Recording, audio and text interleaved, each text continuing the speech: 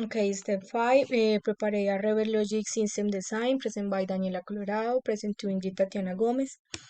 Okay, Rebel Logics do the nature of the result of product. Rebel Logics brand wide in the multiple benefits, both for the company and for the final consumer.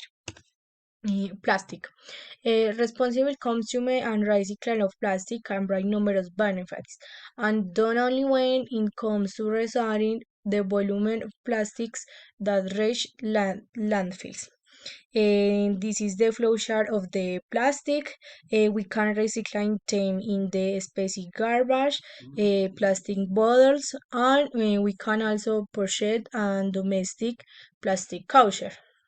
Mm, cloth. Currently, there are some projects in the country that have decided to win on textile recycling as business model and contribution to the planet Earth. Since there are no policies for textiles recycling, their alternative is burning, which has a direct negative often on the air quality in these towns. And this is the flow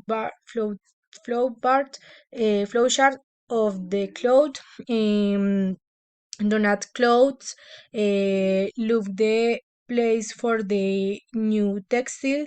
Exchange of the garments and find other use around the home.